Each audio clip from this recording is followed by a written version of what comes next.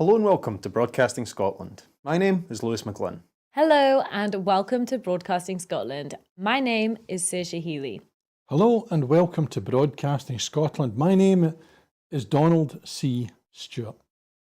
Broadcasting Scotland is Scotland's independent broadcaster, providing factual news, reporting on the issues important to the people of Scotland. We are committed to public service broadcasting, and with your support, we will produce even more programmes. Provide opportunities for young people interested in media production and broadcasting, and challenge preconceptions of what Scottish media looks like, amplifying Scotland's voice and reflecting its communities. We can already deliver high-quality live news, and we will create the highest quality programmes for you to enjoy. But we can only do that with your support.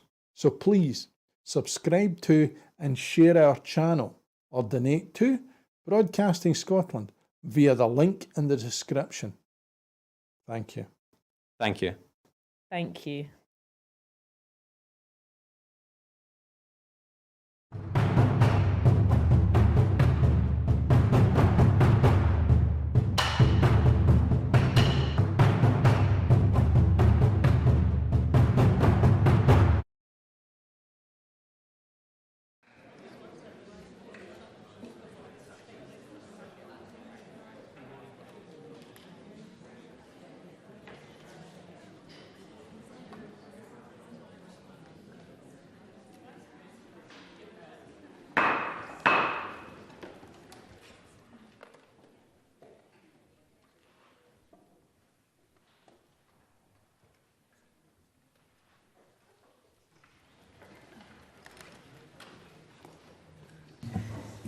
Good morning. The first item of business is general questions, and at question number 1 I call Marie McNair.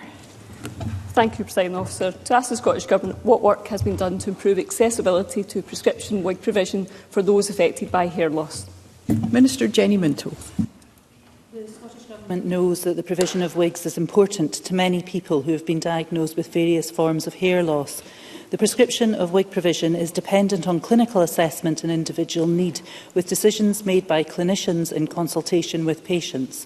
The Scottish Government issued advisory national guidance on wig prescriptions to all NHS health boards in 2011 and again in 2014 to allow them to deliver services that meet the needs of their local population. Marie McNair. I thank the Minister for that answer. My constituent currently receives real hair wigs. However, given the advancements of acrylic wigs, would like to try one of these instead. She advises that NHS Greater Glasgow and Clyde has said if she makes this decision, she would not be able to move back to a real hair wig prescription should she wish to. This seems a bit harsh. Can the Minister confirm whether there are any plans to review this approach to allow more flexibility in moving between the two wig prescriptions? Minister. I thank Marie McNair for raising this important issue in the Chamber. Having had friends who chose to wear a wig and another who volunteers at the Beatson, I've heard directly from them the benefit of being able to access wigs on prescription if wished. The current approach is flexible, allowing the change of wigs from natural to synthetic. It is for NHS health boards to implement the guidelines, and I would hope that they would take a person-centred approach to this. Question number 2, Carol Mochan. Thank you. To ask the Scottish Government what assessment it has made of the potential impact that any mass delay of NHS capital projects would have on patient and staff safety. Cabinet Secretary Neil Gray. Thank you, President Officer. Patient safety is a key strategic objective for the Scottish Government, and we are committed to ensuring that all health and care is safe, effective and person-centred. We will continue to support NHS staff and their well-being to ensure they can continue to deliver the best possible care. Despite the real terms cut to the Scottish Government's capital budget, health boards have had their capital maintenance budget protected at 23-24 levels, which allow them to continue to invest £150 million in maintaining the existing estate and to work on reducing backlog maintenance. Carol Mochan. Thank you. Can I thank the Cabinet Secretary for that answer? The safety of our staff is of paramount importance. Without staff safety, we cannot deliver patient safety. They go hand in hand.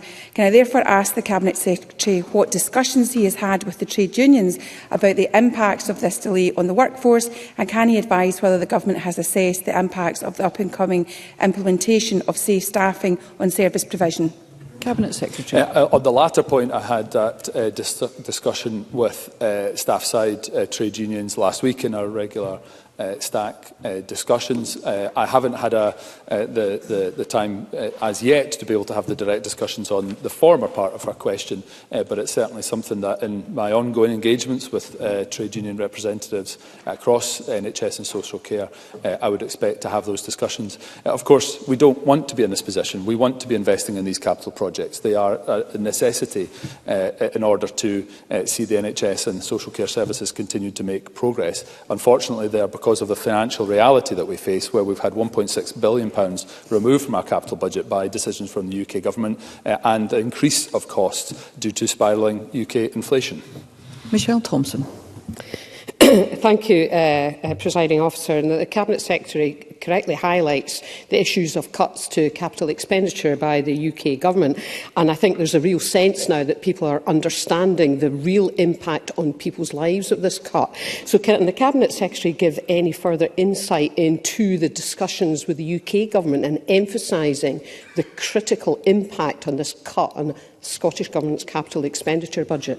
Cabinet Secretary. Yes, absolutely I can. And Michelle Thompson is absolutely right that I think the years of austerity alongside these particular decisions that have come through, where we see £1.6 billion come out of our capital budget, is having real-time impact, an impact on people and on our services. The Deputy First Minister wrote to the Chancellor of the Exchequer, Jeremy Hunt, on the 23rd of February to outline the Scottish Government's priority ahead of the UK Government's spring budget. In that letter, the Deputy First Minister highlighted that in addition to the block grant falling by 1.2% in real terms since 22-23, UK capital funding is set to fall by almost 10%, £1.6 billion between 23-24 and 27-28. So the Deputy First Minister has communicated a very strong message to the Chancellor that there is a clear need for increased investment by the UK Government in public services and, by extension, the economy ahead of the next fiscal event.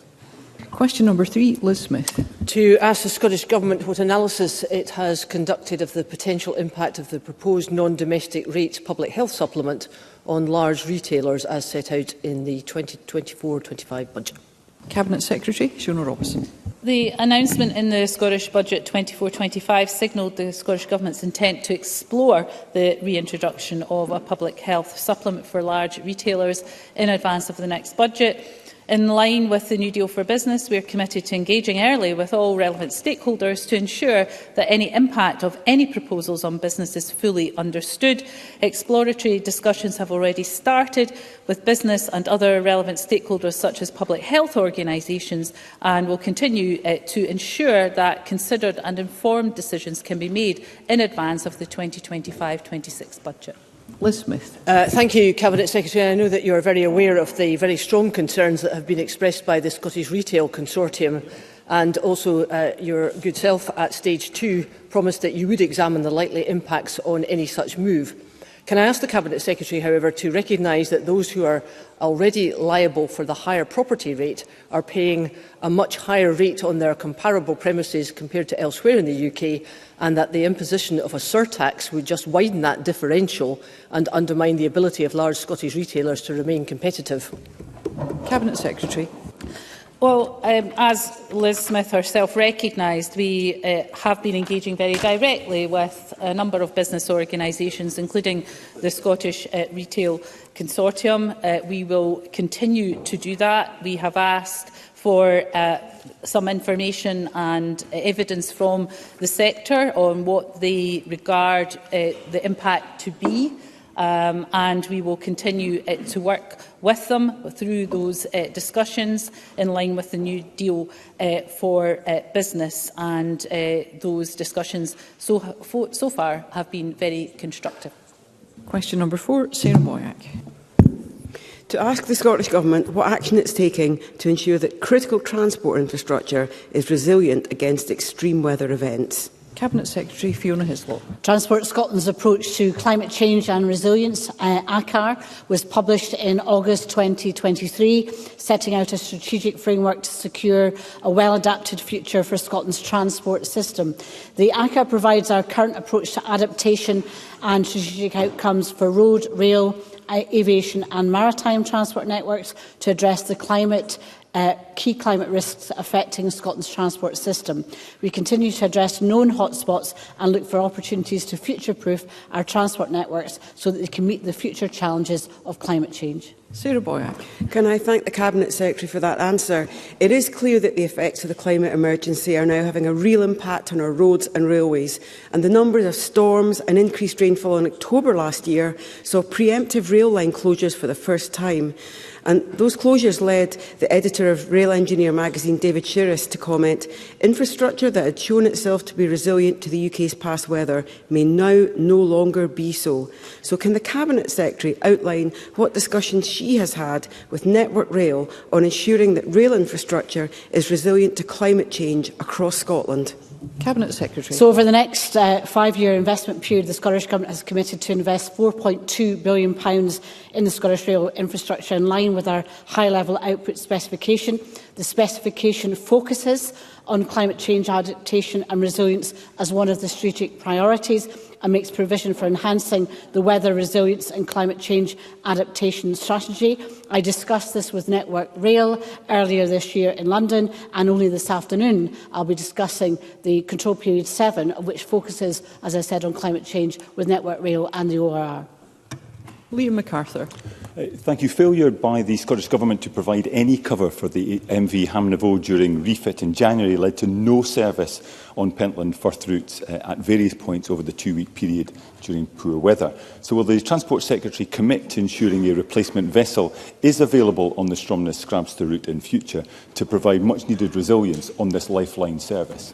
Cabinet Secretary. The constituency MSP clearly communicated his concerns about risk in that period. I was reassured that there was capacity issues met during that period, but as he knows, we're always looking at increasing the freight opportunities for the Northern Isles, and will continue to do so.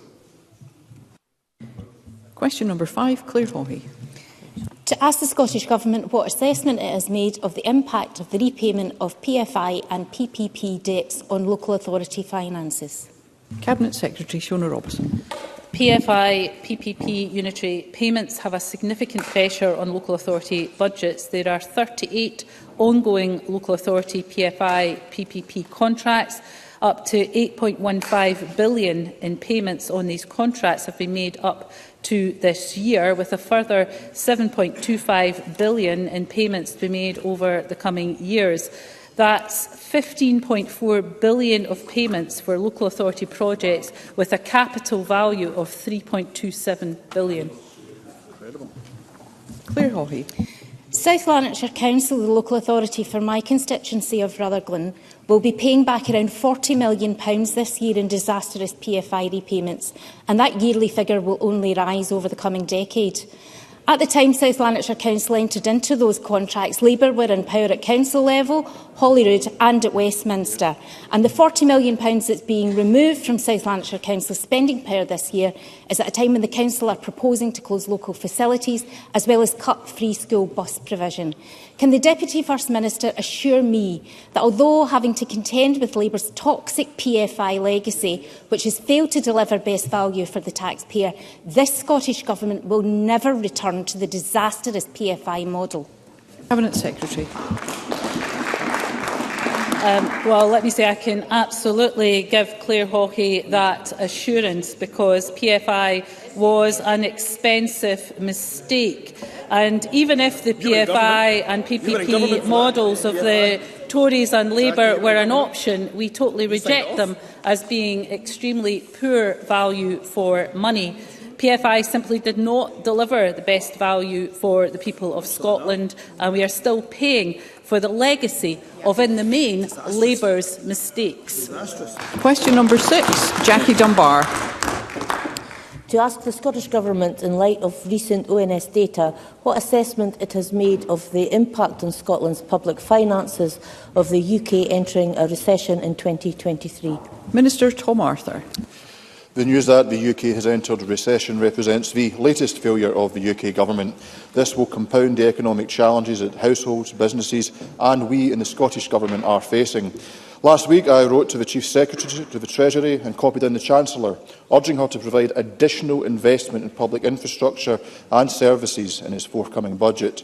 But the reality at the moment is that our UK Government capital funding is set to fall by almost 10% in real terms between 2023-24 and 2027-28, making it impossible to provide the investment needed to underpin future sustainable economic growth. Jackie Dunbar. It's clear that economically illiterate Westminster policies, including Brexit, austerity cuts and cutting labour force migration in key industries, have set the UK on the path to long-term decline. It's vital that future action is taken to support families facing financial pressures at this difficult time.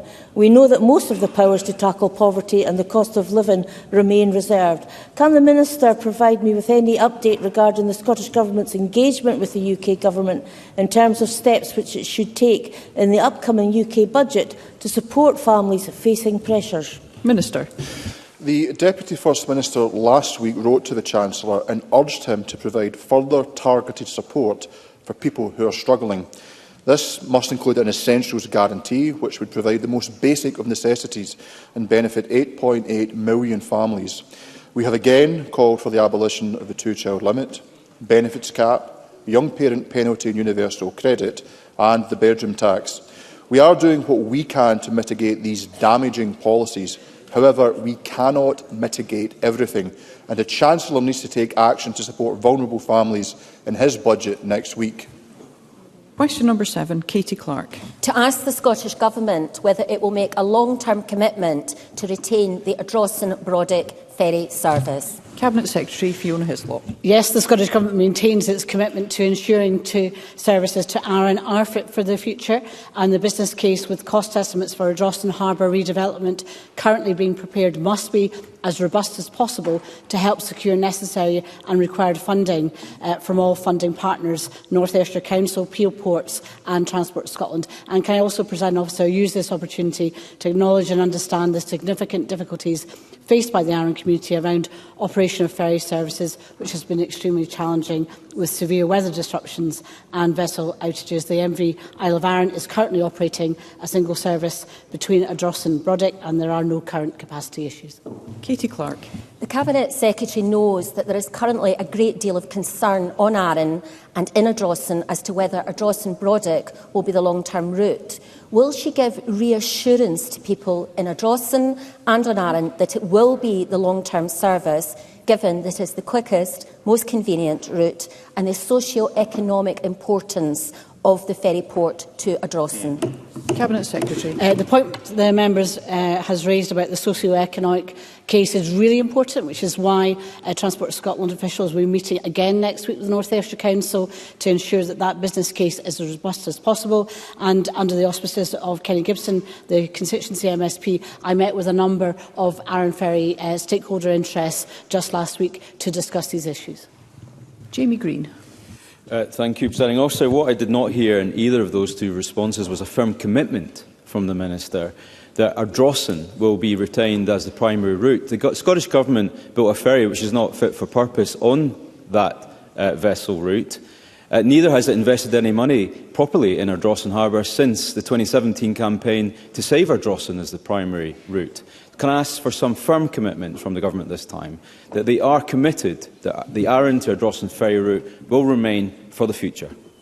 Cabinet Secretary. We are committed to that service. I would like to remind the member that the Scottish Government are not the Harbour Authority. The Harbour Authority are Peel Ports. And in order to allow the Scottish Government to invest in any harbour that is not IRO, that's a private entity, and the UK's subsidy control measures will have an impact on what can or cannot be done in relation to such investment.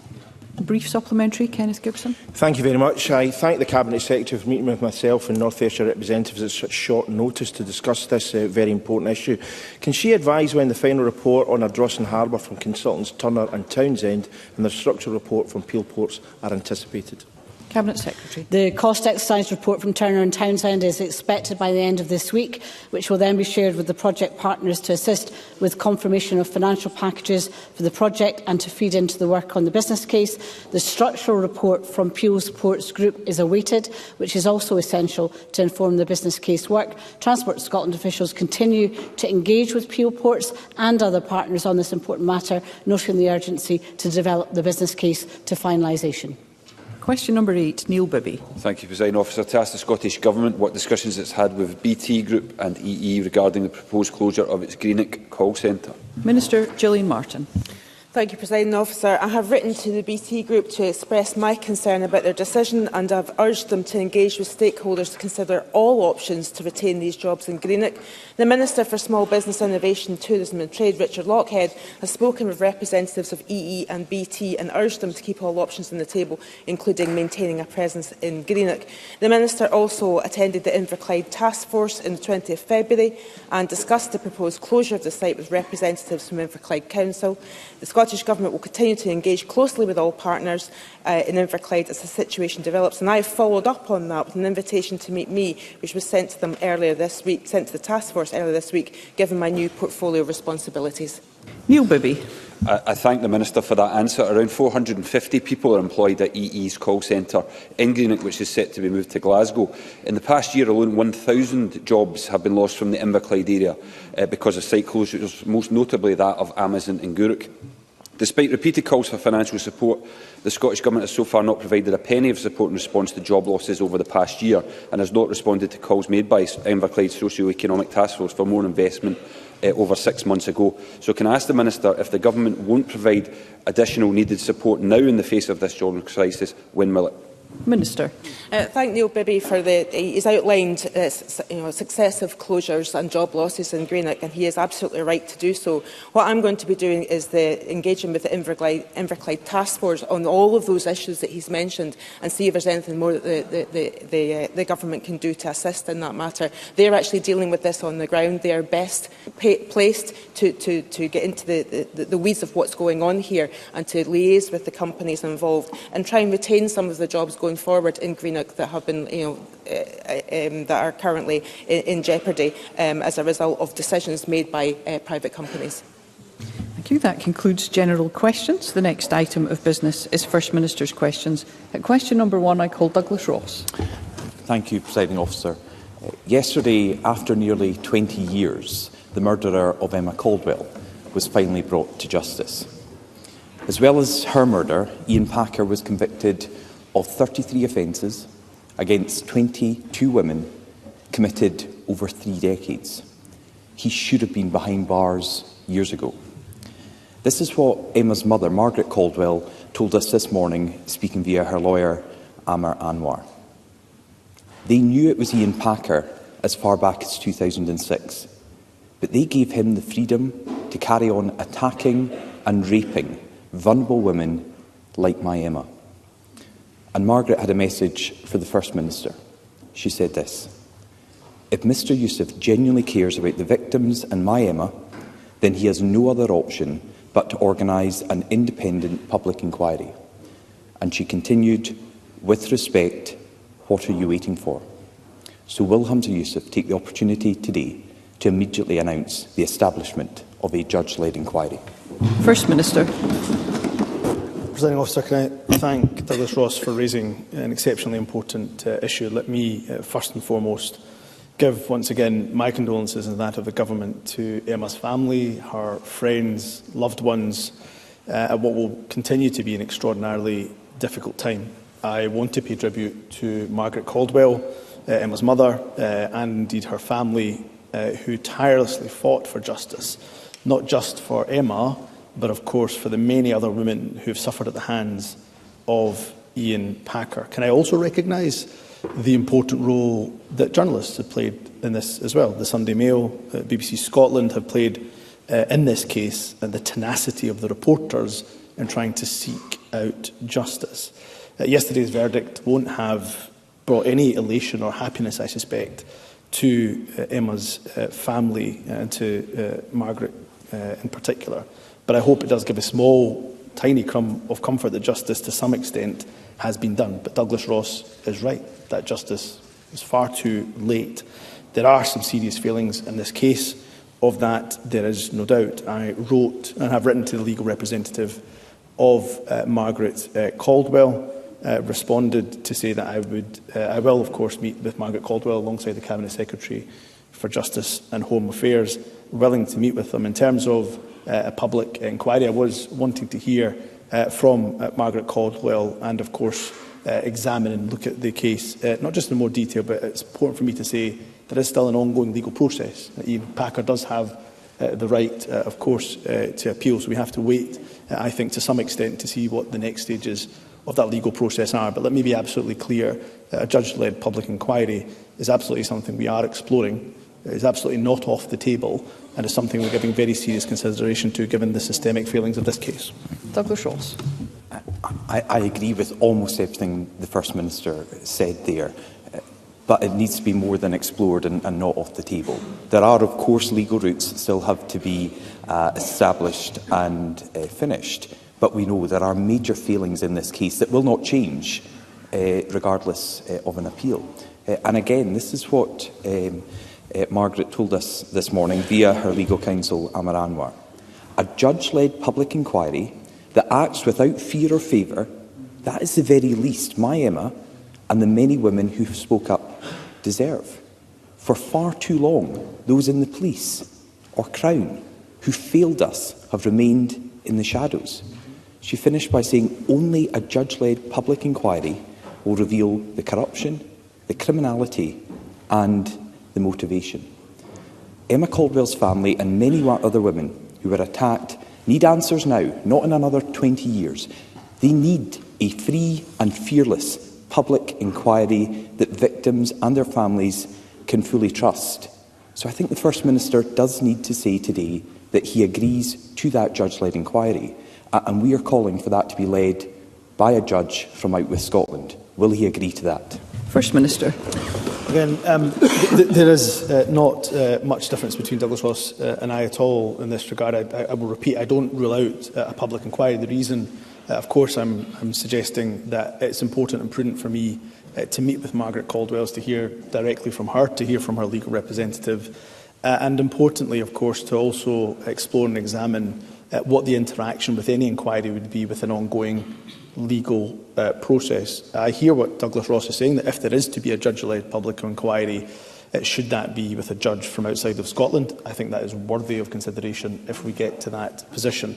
But let me be absolutely clear, we do not rule out, in fact it's very firmly on the table, a judge-led public inquiry. As First Minister, it is important that I do consider the ongoing legal process.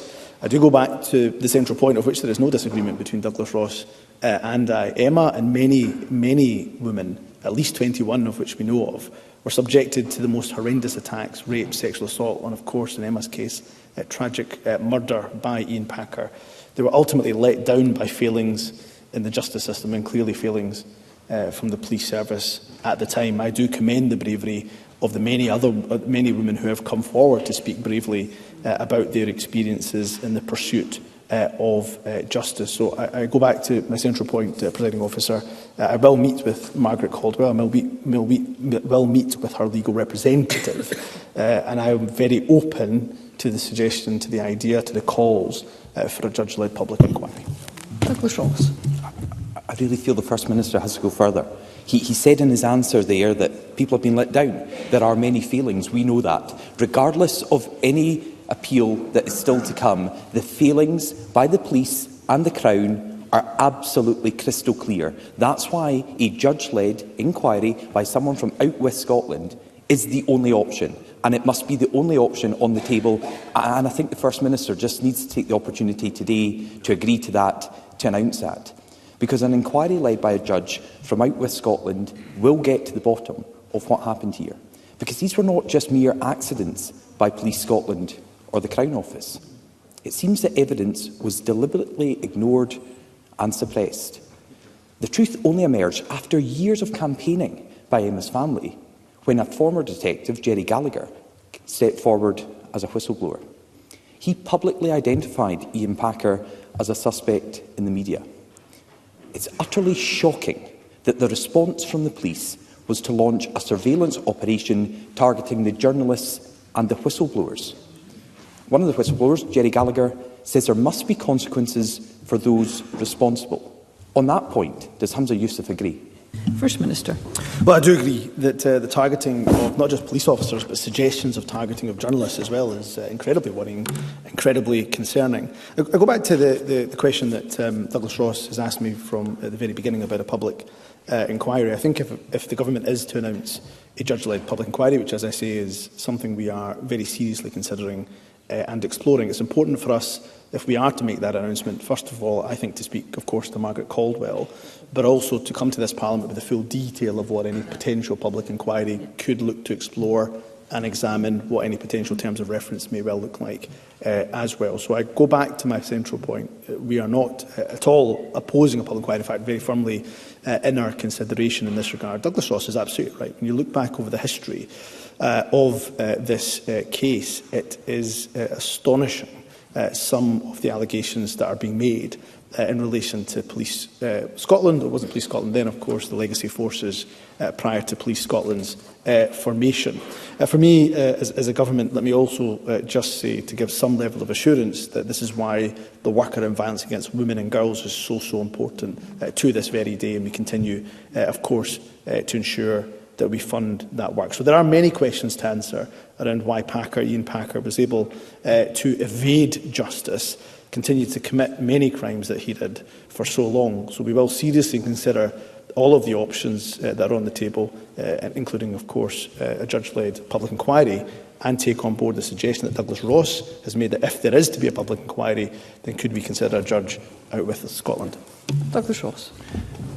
Emma Caldwell, her grieving family, and Packer's many other victims were betrayed by what was one of Scotland's worst policing scandals. Many questions remain about how this shameful saga, which can only be answered by a fearless, transparent and independent inquiry. I really think that is the only option. We need to know, why did it take so long to charge Ian Packer? Why was he allowed to remain free to attack more women? And who was responsible for allowing him, after multiple interviews, to continue to walk free? So I hope the First Minister can take from this to urgently and immediately meet with Margaret Caldwell and her legal representatives, to bring an urgent statement back to this Parliament in a matter of days, to finally announce that this government is launching an independent inquiry, and it will be led by a judge from outside Scotland. First Minister. Presiding Officer Douglas Ross is right. There are lots of questions that demand an answer. And the many women who have been failed, Emma Caldwell ultimately failed, but many other women who have also been failed by the justice system, by the police forces previously, it is important that they get the answers to the questions that they rightly have. Let me also give some assurance to Douglas Ross. We will seek to meet with Margaret Caldwell and her legal representative urgently, and we will look at the options in front of us and come back urgently too, because, as Douglas Ross said, I think in his opening question, women have waited far too long for justice, given the history of this case. So I will perhaps end, Presiding Officer, where I started, which is paying tribute to Margaret Caldwell in particular, but also the many other women who came forward bravely to speak about their experiences, the fearless journalists who, of course, first unmasked Ian Packer's activities and were tireless in their pursuit for justice. But let me end once again by saying that we will not just meet with Margaret Caldwell, but are very seriously considering the option of a public inquiry. Thank you. Question number 2, Anna Sarwar. Thank you, Presiding Officer. A toxic culture of misogyny and corruption meant the police failed so many women and girls who came forward to speak up against Packer. Instead of receiving justice and compassion, they were humiliated, dismissed, and in some instances arrested whilst the police gifted freedom to an evil predator to rape and rape again. The powerful words of Margaret Caldwell yesterday. And we know that since her daughter Emma's murder in 2005, Ian Packer committed 19 rapes, sexual offences or assaults. Victims who could have been protected if Ian Packer had been properly investigated. I want to push the First Minister on the issue of who would lead any potential inquiry. This injustice has spanned 19 years, and in that time we have had 5 Lord Advocates and 6 Chief Constables. So does the First Minister agree that for any inquiry or indeed review to be truly independent, it requires it to be led by an individual separate and independent from Scotland's criminal justice system? First Minister. I think Anna Sauer, much like Douglas Ross, makes some very important points in this regard. Let me come to a few of them if I can. First and foremost, Anna Sauer is right. We still in Scotland have a serious problem with misogyny, and I know there's a lot of cross-party consensus around some of the actions that the Scottish Government is taking forward to tackle violence against women and girls. I will hope to bring a debate to this Parliament on the issue of positive masculinity, which in itself is, of course, designed to try to remove and eradicate some of the toxic behaviours that we see from some young men and boys in our society. So on that point, there is little difference between us on the need to tackle that pervasive issue in our society. In regards to the failure and the timeline of the multiple failures from the justice system in relation to Emma Caldwell's murder, as I said to Douglas Ross, I think there is a strong argument for whichever type of review, or if there is ultimately a judge-led public inquiry, then there is a strong argument that the inquiry is led by somebody out with Scotland. So I don't remove that option from the table. It's very firmly on the table, very firmly a part of our consideration. But as I said to Douglas Ross, there are few considerations we have to give rapidly, urgently, around the ongoing legal process that is currently still happening. And also, of course, hearing from Margaret Caldwell directly herself. I haven't had that opportunity to do so, of course, waiting for the conclusion of the case in order to meet. But we will give that suggestion that both Douglas Ross and Anna Sauer have made some serious consideration. Anna Sauer. But obviously there are many troubling issues with this case. Misogyny, prejudice and the failure to listen to women coming forward with evidence. And amongst those failures is a wider culture where Scottish institutions too often fight for their reputations rather than be on the side of victims and seek to find the truth. That culture still prevails today. Key breakthroughs in this investigation were only possible because of the work and bravery of journalists investigating leads that officers had ignored. But distressingly, the first response of the police to this vital work was not to look at the flaws in their own investigation, but instead attempt to intimidate and criminalise those journalists. In this case, and today, journalists, victims and campaigners seeking to uncover an injustice in Scotland too often find themselves the victim of intimidation and harassment. Does the First Minister accept that, and what steps is he taking to end this culture? First Minister. Again, that should not be a culture in any of our institutions, and Anna Sauer will be aware, of course, on the back of the work that Dame Alicia Angelini has done for this government. We have introduced the Police Ethics Conduct and Scrutiny Scotland bill. We introduced that bill, and of course is making its way through the parliamentary process, and that will improve the police complaints and misconduct process. And again, there's a lot of cross-party consensus, and there will obviously be some challenge from opposition colleagues, no doubt, for the government to consider going further. But it does have important provisions within that bill to ensure that justice can be pursued even after a police officer retires or indeed resigns. So, as I say, it builds on the significant improvement work that's already been delivered by policing partners since Dame Alicia Angelini's report in November of 2020. So there are things that we can do to improve the culture across our institutions. And again, Anna Sauer, I've often debated around the NHS and the actions the government has taken in relation to ensuring that there's whistleblowing champions, for example. So this government takes seriously the premise of all of our public institutions. It should be, of course, to encourage whistleblowing, to encourage any concerns to come forward, and not to then, not for those individuals who raise those concerns to be the ones who are under scrutiny, under pressure, or indeed under any type of intimidation whatsoever. What I would say in relation to violence against women and girls, of course there is always improvement for Police Scotland to make. That goes almost without saying. But I have seen some comments in the past from those organisations who work tirelessly to tackle violence against women and girls, and they have noticed that since the formation of Police Scotland that the investigation of rape and sexual offences has improved. Still room for improvement of that, there's no doubt. Hannah Sarwar. Thank you, Presiding Officer. While any inquiry will look at the failings in this case over the last 19 years, we know there are issues that persist today. The First Minister's referenced some of that already. In 2020, an independent review of the police complaints and disciplinary system found evidence of misogyny, racism and serious discrimination issues in Police Scotland. And only last year, the outgoing Chief Constable, Ian Livingston, clearly stated that institutional racism, sexism, misogyny and discrimination exist in Police Scotland. And, Presiding Officer, I want to return to the words of Margaret Caldwell. Whatever a woman's job, status, addictions or vulnerabilities, it should never be used as a reason to ignore sexual violence or treat them as a second-class citizen. Now, whether 19 years ago or today, we know this culture leaves victims unprotected and costs lives. So as a previous Justice Secretary and now as First Minister, how will he end the culture of prejudice and discrimination that denies so many justice? First Minister. Well, can I thank Anna Sarwar truly for reading out those words, Margaret Caldwell. I think they're incredibly powerful, and I think every single one of us will be moved by her words. She is absolutely right.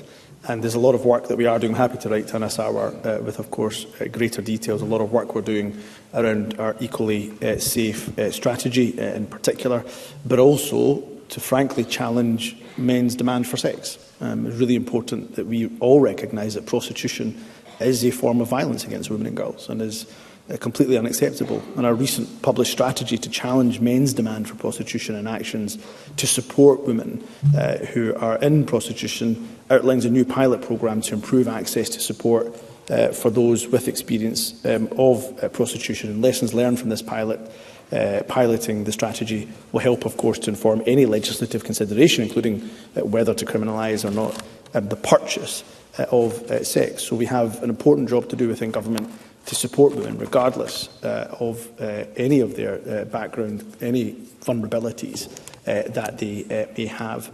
We have, of course, and again I'll write to Hannah Sarwar in more detail, taken forward a range of work, again a lot of it cross-party, to improve victims' experiences within the criminal justice system. Just this week, of course, piloting free court transcripts for victims of rape and sexual offences, which we know a number of campaigners have met with all of us cross-party. So this government will continue to make sure that victims are at the very centre of our justice system, but there are plenty of lessons to learn. And I go back to my initial response to both Douglas Ross and Anna Sarwar, Presiding Officer, that we will meet with Margaret Caldwell, of course, as government. I will meet with Margaret Caldwell, and there is due consideration being given to a judge-led public inquiry. Question number 3, Alex Cole-Hamilton. Thank you, Presiding Officer. May I say that my thoughts today lie with Emma Caldwell's family, and the discussion we've heard just now, I think, underpins that urgent need for a judge-led inquiry.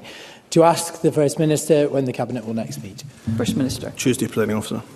Alex Cole-Hamilton. Presiding Officer, an international study has shown that Scotland is amongst the longest waits and poorest access to cancer treatment. I want to tell the Chamber about Jill. Her mum, dad, cousin, aunt and 2 grandparents have all died of cancer.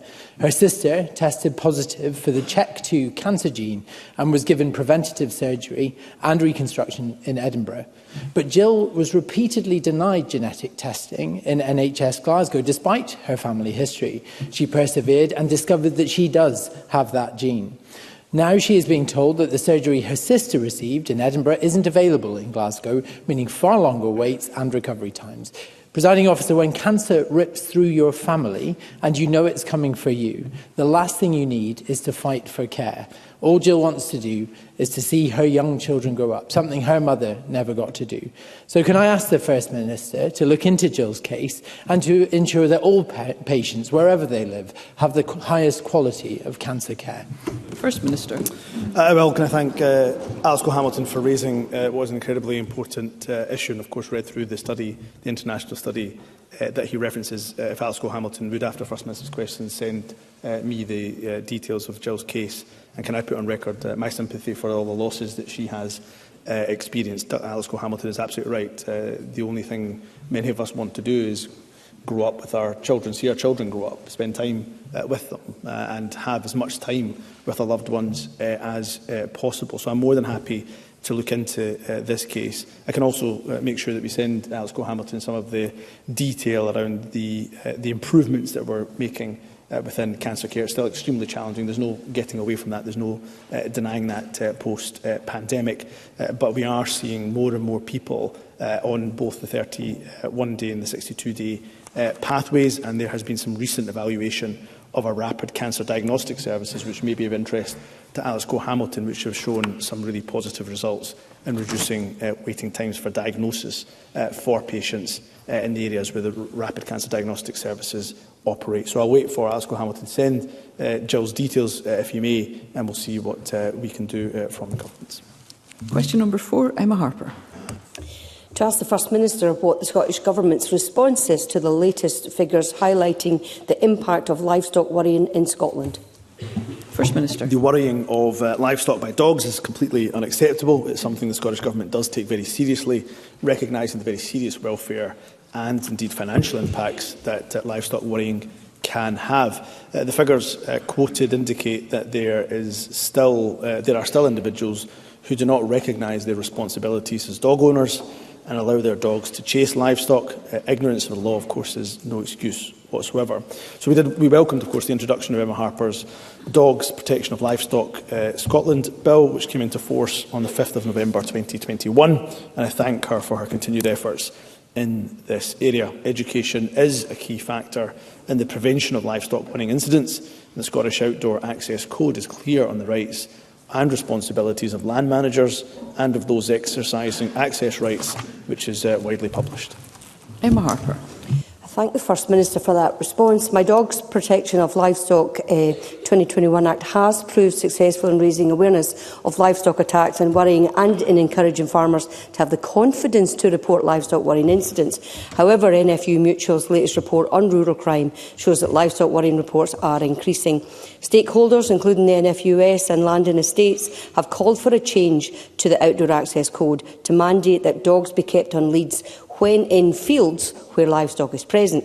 So can the First Minister comment both on how the Government can continue to raise awareness of my Livestock Worrying Act, and also on whether it will consider making such an amendment to the Outdoor Access Code as part of the upcoming Land Reform Bill? First Minister. I think all those points made by Emma Harper are well worthy of consideration. She is absolutely right to highlight the difference made by the legislation this Parliament enacted on livestock worrying, thanks mainly to her efforts in bringing the bill forward and guiding it into law. It's interesting to note that only now is the UK Government proposing to legislate similarly to cover England too. We continue to work with partners to increase awareness of dog owners' responsibilities under the Livestock Worrying Act, including through Nature Scott's traditional and social media activity on responsible dog walking, but I've also asked the Minister for Agriculture and Connectivity to consider what more we might do to raise awareness and encourage more responsible ownership and owner behaviour, especially at times like the lambing season. I note that some would wish us to review the access code, as Emma Harper references, and of course we'll give that consideration. But I think we can be quite rightly proud here in Scotland that we have some of the most open access to our land anywhere, and as a nation we do want that to continue. Closing off the countryside certainly isn't the answer here, and certainly not what Emma Harper is suggesting at all. We want to encourage more people to follow and adhere to the Scottish Outdoor Access Code, especially in relation to responsible dog walking. Rachel Hamilton. Thank you, Presiding Officer. The devastating cost of dog attacks on livestock has doubled in Scotland since 2022. It's causing harm and distress to animals and financial hardship to farmers. The legislation really isn't working, is it, First Minister? First Minister. Well, I think there are a number of reasons why we've seen some of the incidents rise. What I would say to Rachel Hamilton is she's suggesting that legislation isn't working. Of course, the UK Government are looking to legislate for England in a very similar manner indeed, and we're happy to share any information with the UK Government on the legislation we've brought forward here. I think we have to make sure that we're doing more to raise awareness of course, responsible dog walking when it comes to, right across the year, but when it comes to particular seasons such as the lambing season. But Rachel Hamilton is right. The impacts of livestock worrying are significant. They're traumatic, often to farmers, of course, to the livestock indeed, but also cause significant financial hardship. That's why we'll do what we can to make sure that we tackle livestock worrying wherever it's happening in Scotland. Question number 5, Murdo Fraser. Thank you, Presiding Officer. To ask the First Minister what action the Scottish Government is taking to prevent convicted sex offenders from changing their identity. First Minister. This is a matter of public protection, which we take extremely seriously. All registered sex offenders are subject to sex offender notification requirements, and any change of name must, by law, be notified to the police. The management of offenders' documents include recording of any aliases. We became aware before Christmas that the UK Government were working on legislative changes, on name changes within their criminal justice bill, and we're very keen to align arrangements where possible, which is why we may have made repeated requests at ministerial and official level to see the detail of proposed amendments. I'm pleased we received these amendments, but only this week. So we've therefore started the serious and careful consideration needed to examine how they would work in Scotland and to the tight deadlines of the UK legislation. Murdo Fraser. Can I thank the First Minister for his response? He will share my concern about news reports at the weekend about an individual with convictions for sexual assault of children who changed his name and was then appointed President of the World Robert Burns Federation, where he had access to children participating in Burns competitions. And there are many other similar cases involving individuals whose convictions predated the creation of the sex offenders register.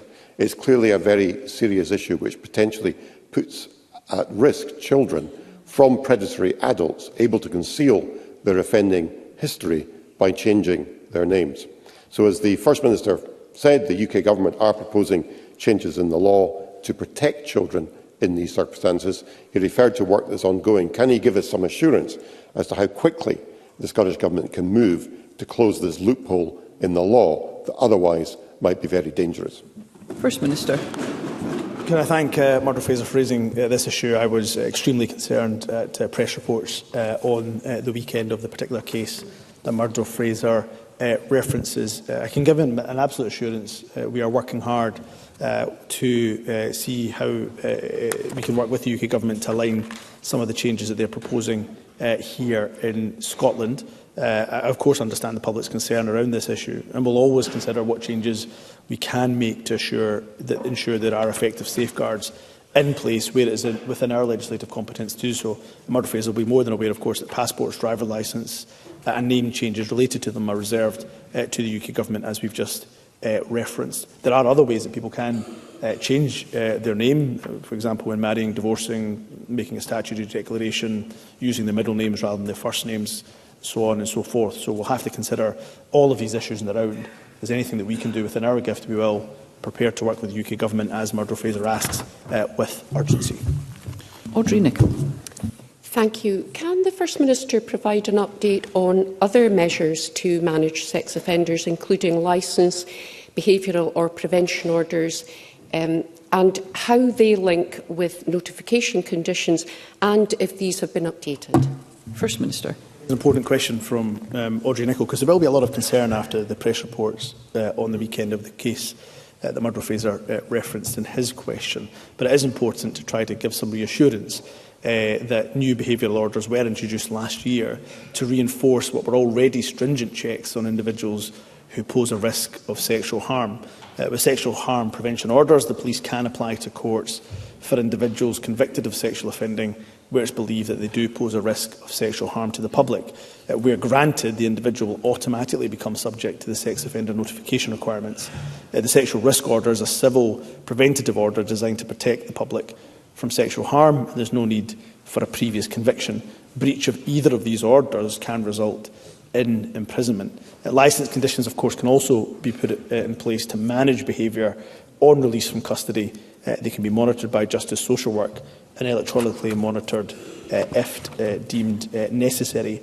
We do have, of course, as Audrey Nicholl will be very aware, a very stringent MAPA requirements placed on offenders as well. And in Scotland, the vast majority of registered sex offenders do comply with the notification requirements imposed upon them. In fact, 93%, according to the MAPA annual report published in October last year. But as I said to as I said to Murdo Fraser previously, that if there is more that we can do, whether it's within our own competence or working with the UK Government to safeguard, particularly our children, but safeguard individuals from predatory behaviour, then of course we'll seek to work with whoever we have to ensure those safeguards in place. Question number 6, Pam Duncan-Glancy. Thank you, Presiding Officer. To ask the First Minister what the Scottish Government's response is to reports that the number of people living in temporary accommodation in Glasgow had increased by 25%. First Minister. Statistics published on Tuesday show the challenges that we face in tackling homelessness. This only highlights the challenge we face. Highlights the challenge we face in tackling homelessness, but is compounded undoubtedly by the cost of living crisis, the impact of UK austerity, economic repercussions of the pandemic, which are all driving up homelessness presentations. The Home Office's streamlined asylum process is also impacting on local authorities, particularly Glasgow, creating increased demands for homelessness services. The Scottish Government is doing what we can within the powers and indeed the financial constraints we have to mitigate the impact and reduce the number of people in temporary accommodation. We're providing record funding of more than £14 billion to councils in 24-25, a real terms increase of 4.3%. Compared to the current financial year. The Minister for Housing has been meeting with housing conveners to discuss homelessness and housing pressures. Pam Duncan-Glancy. I thank the First Minister for that answer. And the report he is referring to, which I assume he's read, also says that the Scottish Government report stated that a lack of affordable housing options is partly to blame for the rise in the number of children seeking temporary accommodation. So can I ask the First Minister, why did he vote for a £196 million cut to the affordable housing budget on the same day that the Government published a report blaming a lack of that type of housing as a cause for the hike in the number of children in temporary accommodation? First Minister. Presiding Officer, the Government has a strong record in building affordable housing, in fact building record levels of affordable housing. In fact, we have a good record when it comes to tackling the money that we provide for tackling homelessness. In the budget, for example, investing £90 million in discretionary housing payments in 24-25. That's an increase of over £6 million from this financial year. It also includes, of course, £74 million to mitigate the bedroom tax. It's something, of course, that Sir Keir Starmer wants to retain, Presiding Officer. And, of course, we know, if we look at independent analysis from Crisis, that austerity-driven policies are undoubtedly driving up homelessness right across the country, including, for example, the two-child limit. So the reality is, I would say to Pam Duncan-Glancy, that our budget is facing a Conservative cut of £1.6 billion to our capital budget, a £290 million cut to financial transactions, which of course are crucial for house building. Wouldn't it be so much better, Presiding Officer, that Scotland wasn't at the mercy of cruel Westminster governments cutting our budget, but we could raise our own revenue, make spending decisions in our own country's interest, as opposing to having to battle 14 years of austerity and a cost of living crisis worse than we've ever seen in our living memories, Presiding Officer. Annie Wells. Thank you, Presiding Officer. At the very end of last year, the Scottish Housing Regulator published updated engagement plans for Glasgow and Edinburgh councils. The regulator found systemic failure in the delivery of services to people experiencing homelessness. So could I therefore ask the First Minister, what has the Scottish Government done to help address these failures and prevent them in the future? First Minister. Well, Presiding Officer, again, I go back to that independent analysis by stakeholders like Crisis, which say, of course, that the austerity-driven policies of the UK Government is what driving homelessness, unfortunately increasing homelessness to the figures that we have seen, not just in Glasgow, but I'm afraid right across the UK. So we will continue to invest in discretionary housing payment. We'll continue to do what we can to mitigate the worst excesses of the UK Government. We'll put £35 million for specific action to end homelessness and rough sleeping where we can. But I go back to the point that I was making to Pam Duncan Clancy, Presiding Officer. The Conservatives have cut our budget, capital budget, or threatening to cut it by £1.6 billion over the next 5 years. They've cut financial transactions by 62%, which are crucial, of course, to the affordable housing supply programme. So if Annie Wells wanted to have any influence whatsoever, instead of, I think, raising these issues here, which she has every right to do, she could use the influence amongst her own party colleagues to demand that that Tory cut is reversed to our budget. And, of course, not only that, that the 14 years of austerity that they have imposed upon Scotland is halted, and halted immediately, Presiding Officer. Move to general and constituency supplementaries. If we can be concise, we will have more members contributing. And I call John Swinney. Presiding Officer, the First Minister will be aware that Police Scotland are investigating the suspected murder of Brian Lowe in Aberfeldy in my constituency on the 17th of February. And I take this opportunity to express my sympathy to Mr Lowe's family at this terrible tragedy. Does the First Minister recognise this awful incident has caused deep unease in the community that I represent, and that there is a need for full transparency from Police Scotland over the handling of this case? And does the First Minister also believe it is vital that all resources are applied to bring to justice anyone involved, and that Police Scotland need to maintain the necessary presence locally to assure the community I represent of its safety at this incredibly worrying time? First Minister. I agree with all of that. Can I start, of course, by giving my condolences to the family, friends, loved ones of Brian Lowe, and can I also ensure that I give as much reassurance as I possibly can to the community of Aberfeldy, who are rightly shocked, rocked in fact, by this tragic incident. I will of course have to be careful what I say. It's a live murder investigation and of course is ongoing. But let me try to give as much reassurance as I can to the community of Aberfeldy about their safety. I know that Police Scotland will be taking this case, are taking this case extremely seriously. There are questions, I know, that have been asked, given media reports in the last 24, 40 hours in terms of the time taken between Mr Lowe's death and the post-mortem and the opening of the murder investigation. I've been absolutely assured, and I've sought these assurances, that Police Scotland are working around the clock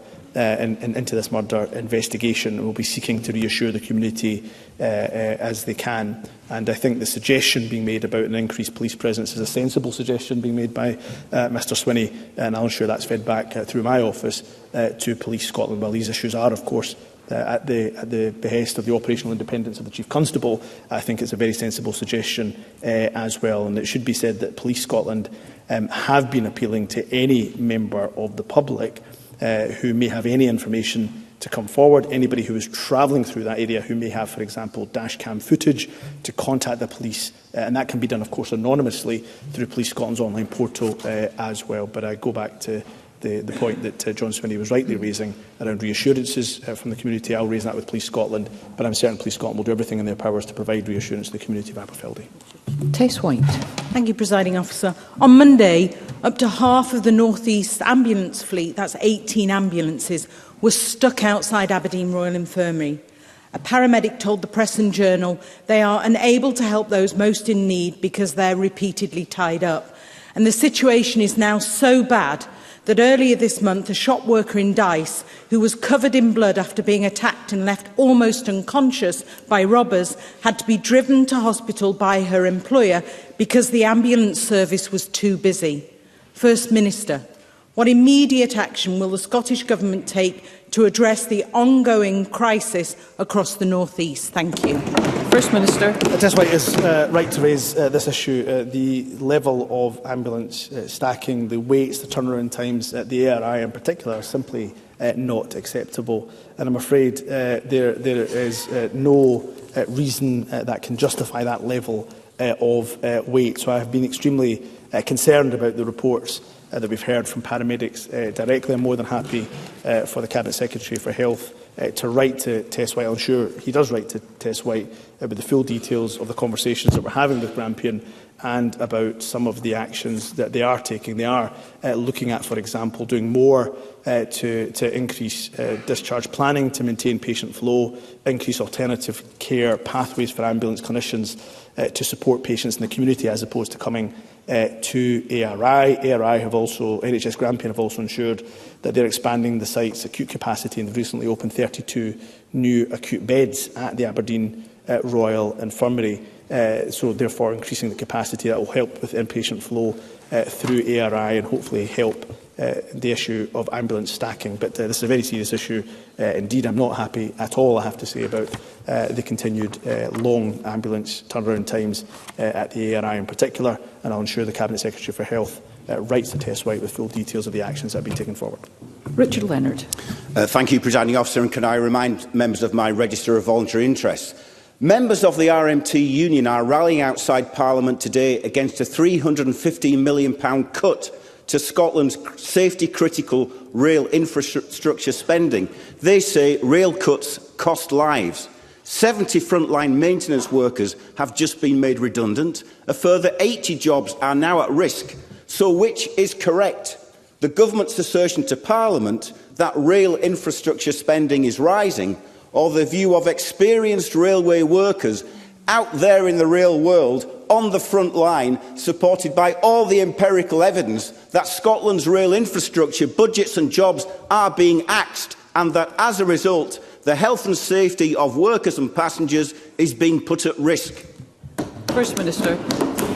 Presiding Officer, we of course as a government and the Cabinet Secretary for Transport will have regular engagement with rail trade unions, including of course the RMT. What I would say of course is that rail infrastructure is rising. The investment in rail infrastructure is rising, as the Cabinet Secretary for Transport has already outlined. We do appreciate and share the RMT's views that rail safety should absolutely be prioritised. However, we don't agree with their assertion that rail infrastructure funding is being cut. So we'll continue to meet regularly with the trade unions, and my understanding is the Cabinet Secretary wrote recently to the RMT to address some of the assertions that they were making in previous correspondence. So we'll continue to engage where we can, and of course continue to make sure that rail safety for not just our staff, that's crucial of course, but also for those who use the rail network, that safety continues to be an utmost priority for this government. Alexander Stewart. Thank you, Presiding Officer. First Minister, disturbances at HMP and YO Stirling continue almost daily and are having a serious detrimental effect on residents and the local community. The Prison Service have attempted to consult and rectify the situation, but nothing implemented to date has made any significant or lasting difference. Residents believe the prison is out of control. Therefore, what further action can the Scottish Government take and the Cabinet Secretary to support the residents and the vulnerable inmates in this prison? First Minister. Well, the Cabinet Secretary for Justice and Home Affairs continues to engage on this issue, both with the Prison Service, but my understanding is I think she's met with Alexander Stewart as well. I would take some exception at the suggestion that the estate is out of control. I wouldn't agree to that assertion whatsoever. We do know that for the actions that were taken, there was a slightly quieter period over Christmas, but there has been incidents, we know, in the last couple of weeks, which have rightly and understandably caused concern to residents as well. There is an action plan in place, and I'll ensure that the Cabinet Secretary for Justice engages again with Alexander Stewart in order to give him an update on the actions that are being taken forward in this regard. Thank you. That concludes First Minister's questions. The next item of business is a member's business debate in the name of Paul Sweeney, and there will now be a short suspension to allow those leaving the chamber and public gallery to do so.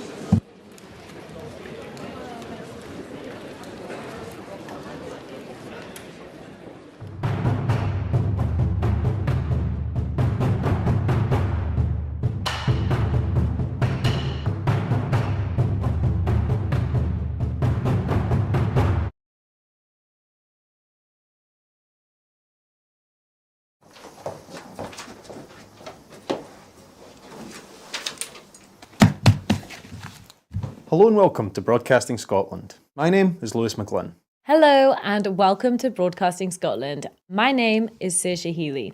Hello and welcome to Broadcasting Scotland. My name is Donald C. Stewart.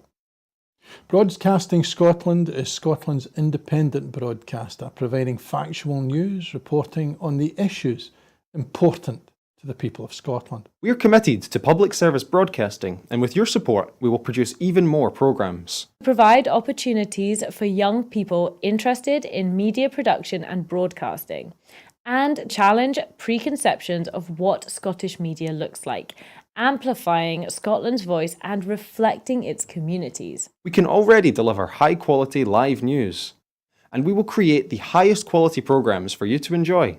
But we can only do that with your support. So please subscribe to and share our channel or donate to Broadcasting Scotland via the link in the description. Thank you. Thank you. Thank you.